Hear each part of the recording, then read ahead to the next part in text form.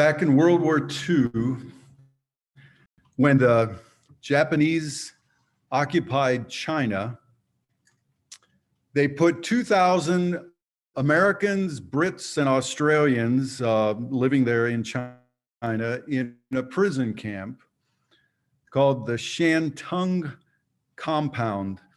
These were businessmen, doctors, teachers, missionaries, and their families. One of them was Langdon Gilkey. Then in his 20s, he was an English teacher at a university near Peking, now Beijing. And he wrote a book about it, published in '75, I believe. Because these persons were not captured soldiers, they were allowed a good deal of control over life in the compound. And basically they set up their own society, civilization, complete with lectures by the idled university profs and a 22-piece symphonette, minus violins and a tuba. But coloring everything in their life there on the compound was a scarcity of food. They rarely had enough to quell a nagging hunger, and a scarcity of space. All these men, women, and children were packed into buildings in an area roughly the size of 2 football fields. Gilkey wrote that these scarcities were laboratories of the soul that revealed the people's true character. There were persons who had this image of being this loving, caring person who was always interested in others, who were revealed as mainly caring about themselves. He began his book with this quote: "For even saintly folk will act like sinners unless they have their customary dinners," from the Threepenny Opera. But through all this, Gilkey says some people were able to consistently and significantly love, to rise above self-interest. For instance, upon the arrival into this compound, the people found 1 latrine for women and 3 for men. Within days, these were unspeakably filthy. Nuns, priests, and a few Protestant missionaries finally tied clothes around their faces, borrowed boots and mops, and waded in to clean it. One of those was Eric Lyle. Some of you recognize the name. He's the Scottish Olympian whose story was later told in the movie Chariots of Fire. His parents were missionaries in China. He was born there, and he, after college and the Olympics, went back as a missionary there. As the years in the camp went by, the missionaries were often found assisting the elderly, doing the laundry, watching the children of sick parents. An oft heard comment was, "No one but a missionary would have taken on that job," which showed the distinction that these men and women earned. Men and women who were followers of Jesus, who said, "A new command I give you, love one another. As I have loved you, so you must love one another. By this, everyone will know that you are my disciples, if you love one another." From our text in John 13. Why does Jesus say, a new command I give you? Because the command to love is not new. Already in the Old Testament, already in Leviticus chapter 19, verse 18, the Torah, the law of Moses said, love your neighbor as yourself. But Jesus's command was new because this command was love as I have loved you. The word love can refer to many things. We use it for a variety of actions and emotions. Typically in our culture, in movies, songs, love is an intensity of desire and longing. Essentially, the more that I want something, the more we say, I love it. We also sometimes mean by loving just basically being nice, being respectful of others. But when Jesus is saying, love one another, he's speaking of a love that is entirely different from those two things, from being nice or just having this intense longing for something. It's a love as I have loved you. It's the type of love that Jesus displayed. And as the church wrote about this love that Jesus was talking about, to capture it, they were writing in Greek, and they chose a Greek word that was a word that was very seldom used before the New Testament. It was the Greek word agape.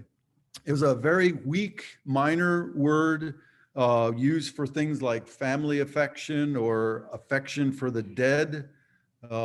People who can't do anything for you, but you still have affection for them. The church took that word and they poured this new content into it. The content of the love that they saw in the life, the example, the teachings of Jesus, and an unconditional love, a cruciform love, form in the shape of something, and cruci refers to the cross. Jesus was talking about a love that is in the shape of the cross of Jesus.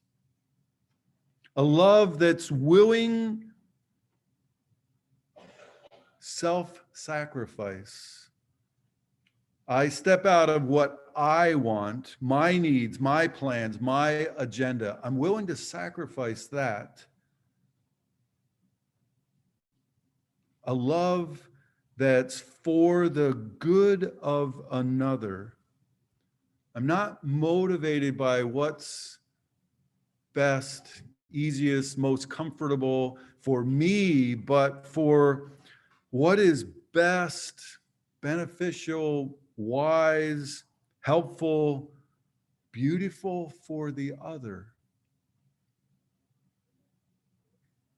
With no demand that I get something in return. This is a love that's not a contract, sort of tit for tat. I'll do this for you because you're going to do this for me. This is love with no demand that I get something in return. And Jesus described the epitome of this love as a person laying down his or her life, giving your life away. John chapter 15, verse 13. Greater love has no one than this is Jesus speaking, than to lay down one's life for one's friends. And the Apostle Paul says, actually, there is a greater love. Jesus's love was even higher than that. Romans chapter 5, verses 6 to 10 Jesus laid down his life for his enemies. While we were still sinners in rebellion against God, while we were still his enemies, God loved us. And Christ died for us. So Jesus is saying, as you agape love one another, everyone will know that you are my disciples because you are acting so much like me.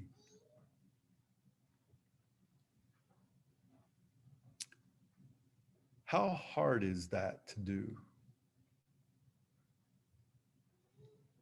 There's a bit of verse that says, what joy to love the saints above when I get home to glory, to love below the saints I know. Well, that's a different story. Anybody in your life to whom you find it hard to show Jesus's kind of love? Somebody added a couple more stanzas to that little bit of poetry. And they work pretty hard at it because it says good and it rhymes good. To love mankind, I always find to be a simple task. To have love for the one next door is more than one should ask. Love's full and free when two agree. It isn't hard at all, but easy it ain't to love the saint who drives me up the wall. But Jesus said to those he led, by this all will discover that you are mine. This is the sign that you love one another. People around us are going to say bad things. They're going to do bad things. That's when agape love rises and lives in all of its beauty.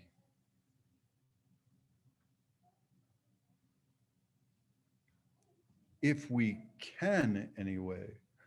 Where do we get this love that Jesus calls us to show?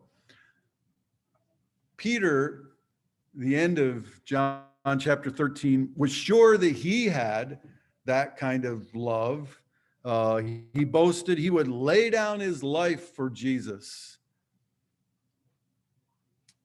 But when that moment came, when it looked like he might end up laying down his life, initially he was okay. He pulled out his sword and started swinging, cut off somebody's ear till Jesus told him to put it away. They that live by the sword will die by the sword. But then later that evening, when someone asked him, you were with Jesus, that one that's being tried right now. And all of a sudden, his instinct for self-concern was stronger than agape love. How can I increase my capacity so that I can show love like Jesus, so that even when it feels like someone is killing me, disrespecting me, violating who I am as a person, that I can, like Jesus, say, Father, forgive them. And like Jesus, continue to love, lay down your life for them. Just two things quickly, and it's not like applying them as quickly, but this gives us something to chew on and something to help us as we work at this. The most basic help is pointed to by that phrase, love as I have loved you. We were using that phrase to define what the love is in this new commandment. But that love is also a reality Jesus has loved us. And that can help us to love. 1 John 4:19 says, we love because he first loved us. And the words for love there are agape. And that is the best source of this love that we are to show. Paul David Tripp, I pretty well read everything that I run across that he wrote. He was on a Christian talk radio show one time, and I ran across the transcript and I read it. Paul David Tripp says, love is best born out of gratitude, not duty. And he says, what would happen if I would plop down on the couch next to my wife and say, you know, Luella, I've come to the realization that it's my duty to love you, so I am going to do my duty. He says, she would not get up from that couch saying, I've been loved. Rather, Tripp continues, let me wake up in the morning and say, quite apart from anything I could ever earn, achieve, or deserve, I have been loved with magnificent, perseverant, transforming, forgiving love. And when I am so wet with the love of Jesus that you can't get next to me without getting wet, then I'm ready to love. Love is best born out of gratitude for what God has done for us, not out of our duty to love someone else. The other basic help that we get for this love that Jesus calls us to show is seen in that phrase, you are my disciples. As we believe Jesus is the Christ, which is the Greek word for the Hebrew word Messiah, as we believe that Jesus is the Lord of Lords, and so we follow him, we serve him, we are his disciples. As we do those things, as we are his disciples, that starts to change us. Gilkey, in his book, he reflected on why the Christians in the Shantung compound could rise above selfishness. And his answer, they could do that because they were serving Christ. They were not serving self.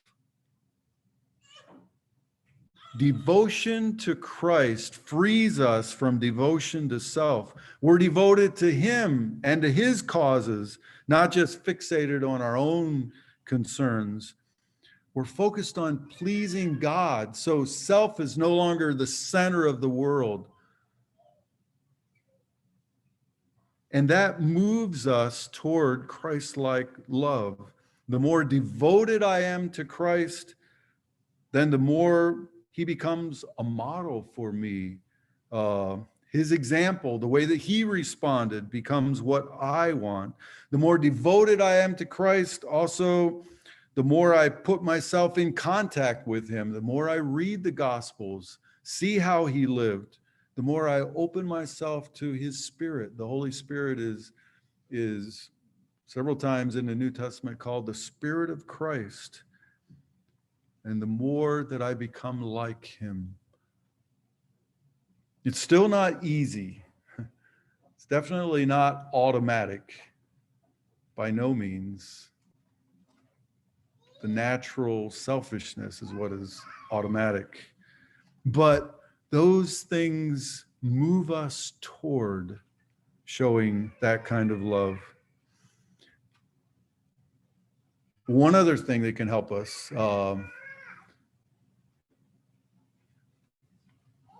there's some plurals up there in the yellow. As I have loved you, he was speaking of the group of disciples. And you are my disciples, plural. as we try to do this, show this kind of love, let's do it with others. Others can speak that word of encouragement to us, challenge us. Others can affirm us, strengthen us in showing this kind of love that made a huge difference in the Shantung compound and has made a huge difference in our world. And I pray that it continues and makes more difference, because our world still needs